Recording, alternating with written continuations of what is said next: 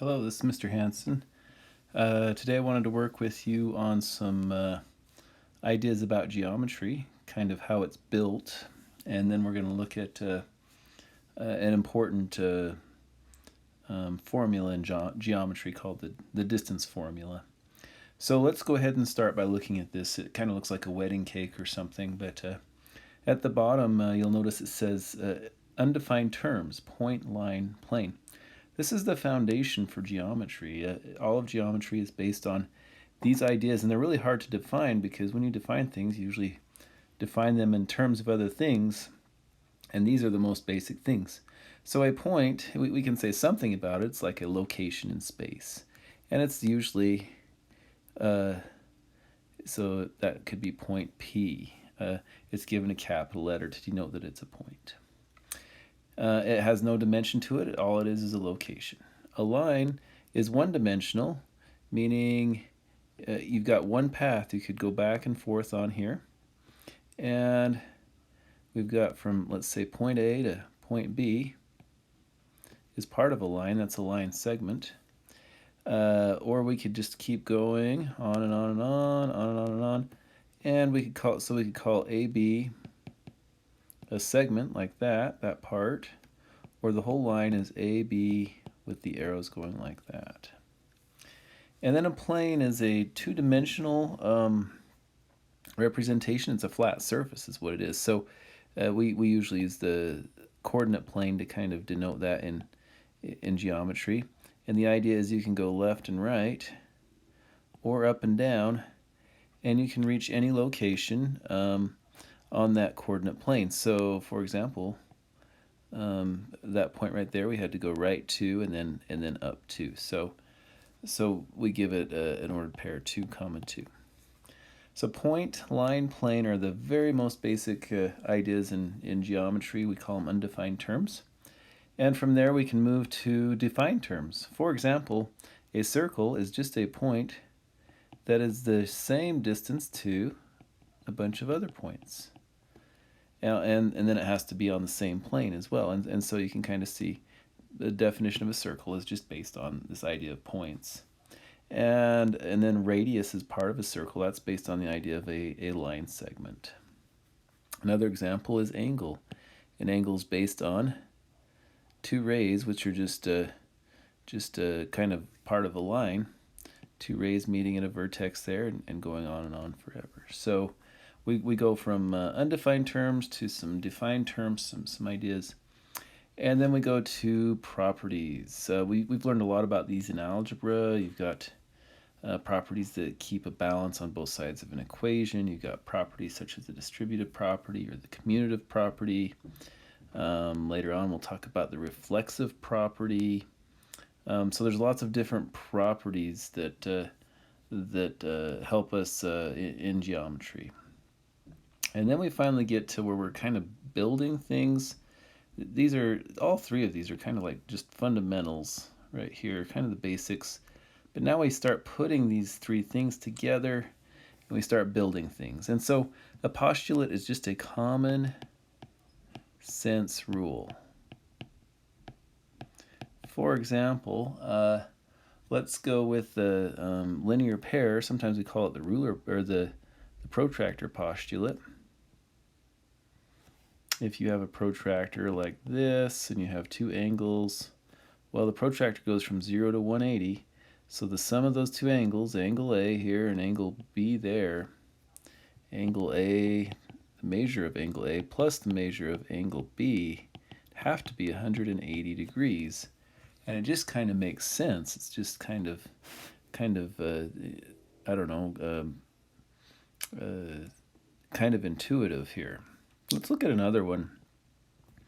If we had A, B, C, so you got some line segments here, then segment AB plus segment BC, this one here would have to equal segment AC. And we call that the segment addition postulate. So postulates are just common sense rules that kind of don't need any proof. You can just know that they're true, that they work every time, just kind of by looking at them.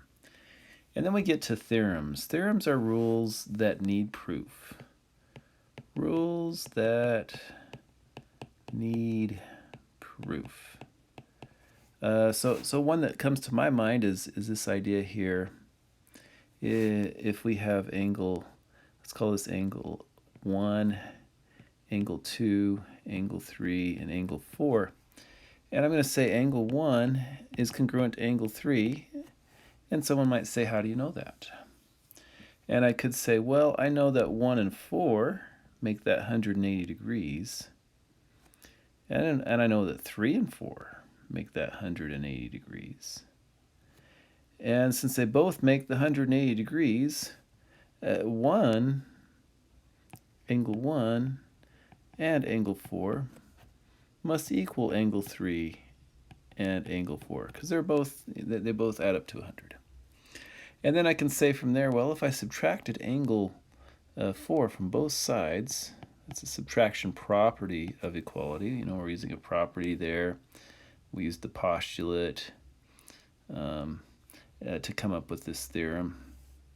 So if I subtract angle 4 from both sides, I have angle 1 is congruent to angle 3.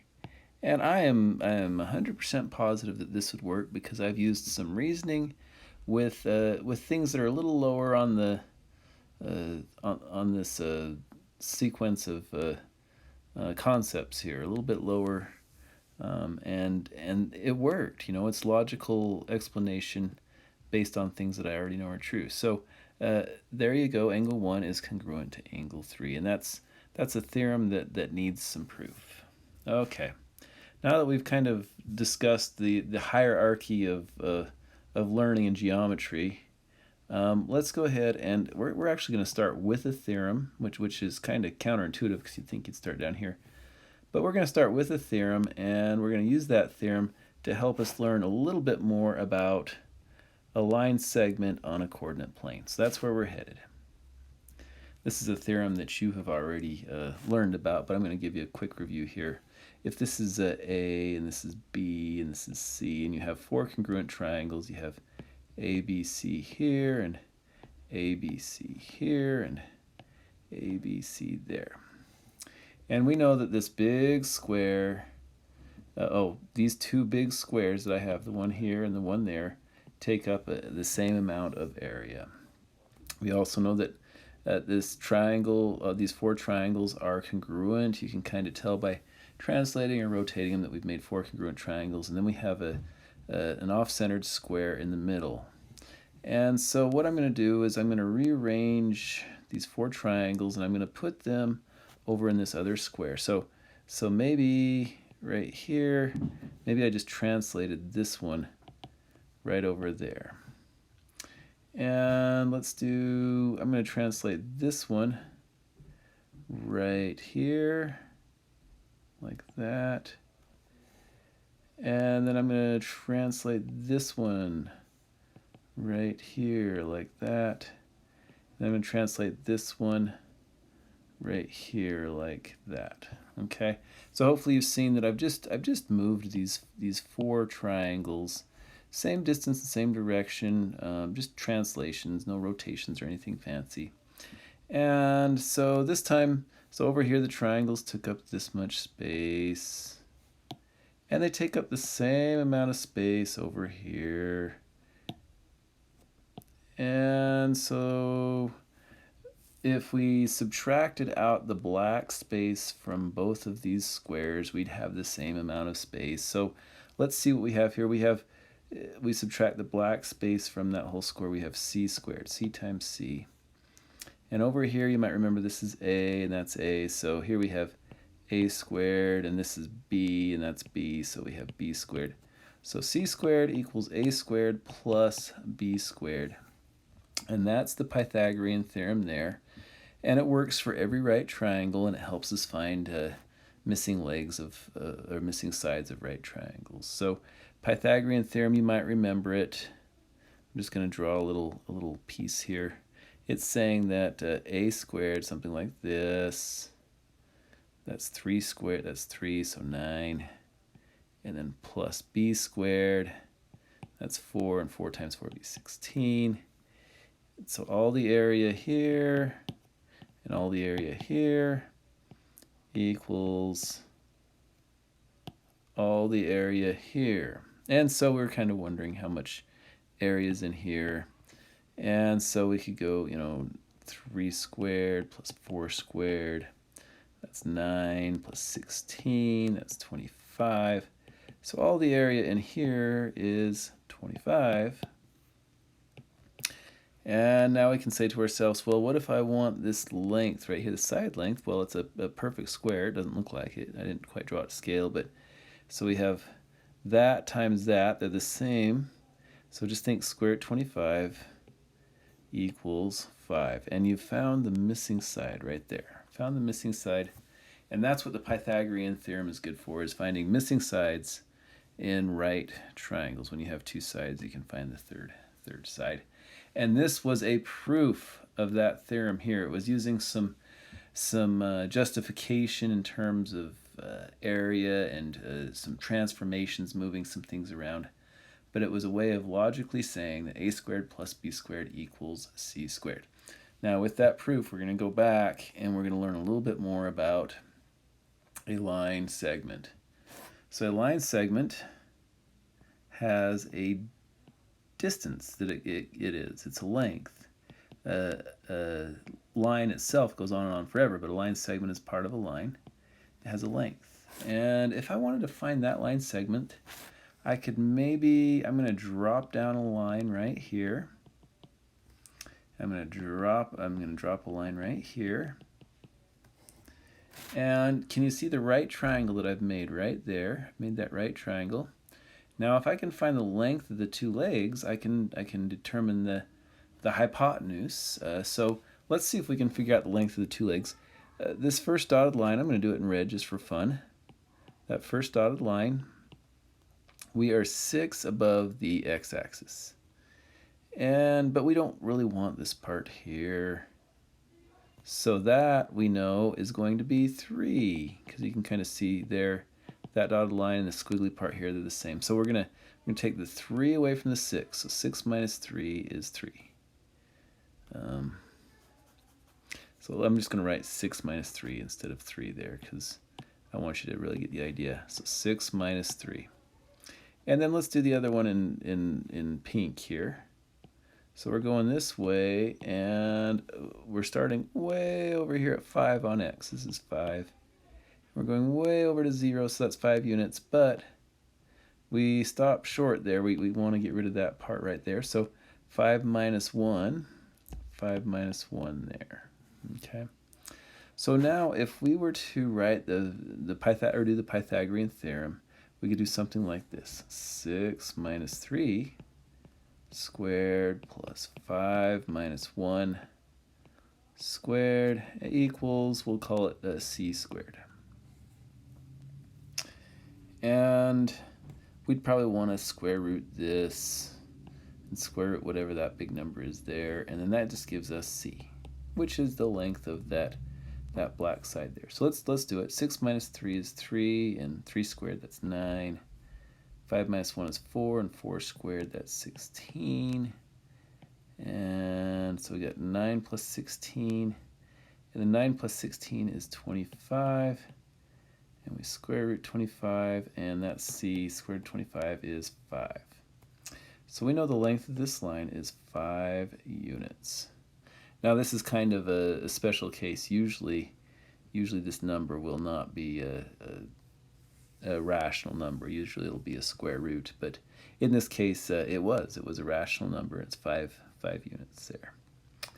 Okay, so what I want to do is I want to introduce a new formula to you. It's called the distance formula, and all it is the Pythagorean theorem kind of dressed up a little bit. So let's do another. I'm just going to do another line segment.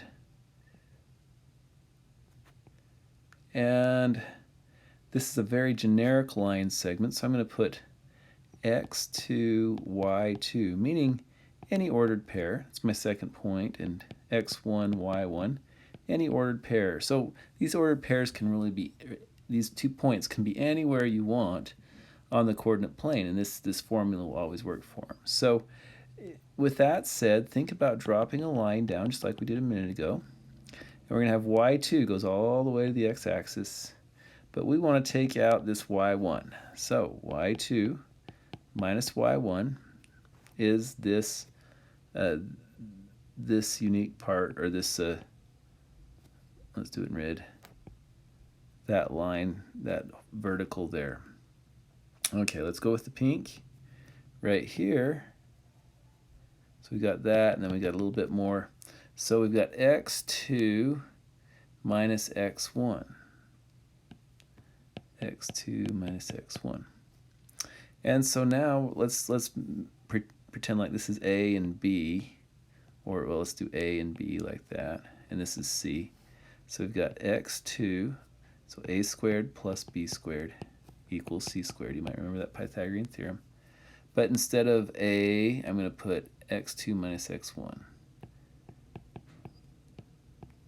squared. And instead of b, I'm going to put y2 minus y1. The 2 and the 1 just say that that's from the second point, from the first point. Squared equals, instead of c, I'm going to put d for distance squared. Okay, we're almost there. We just have to get rid of the square on that piece right there. So I'm going to square it this side. I'm going to square it this side. And now I have this beautiful formula that once you've done this 5 or 6 times, it's really quite simple. You can find out the distance between any 2 points on a coordinate plane. So let's just practice one so you can see how it works. So let's say 2, 1, and 7, 3. Those are my points. So let's call this x1, y1, and x2, y2. So y2 minus, or I'm sorry, x2 minus x1, 7 minus 2, 7 minus 2 squared, plus y2 minus y1, 3 minus 1 squared. And you might remember that's in the square root. That equals the distance. 7 minus 2 is 5, and 5 squared is 25. 3 minus 1 is 2, and 2 squared is 4. And so now we have 25 plus 4, that's 29. So square root 29 is the distance. Just, a little bit closer to 5 than 6. Square root 29, just a little close, probably about 5.4. So all you need is the 2 endpoints, and you can come up with a length between those 2 endpoints, just plugging it into that formula. This formula is derived from the Pythagorean Theorem, and it helps us know a little bit about a line segment. So just to sum things up, what we've done in this video, we've talked about the hierarchy of concepts in geometry. We've given a few examples. We have proven the Pythagorean Theorem, something you might remember from 8th grade. We know that leg squared plus leg squared equals hypotenuse squared every time for a right triangle. And then we have taken a look at the Pythagorean Theorem, and we've come back and we've figured out a formula to find the length of a line segment on a coordinate plane. So with all that said, thank you so much for listening. Hope you have a nice day. This is Mr. Hansen signing out.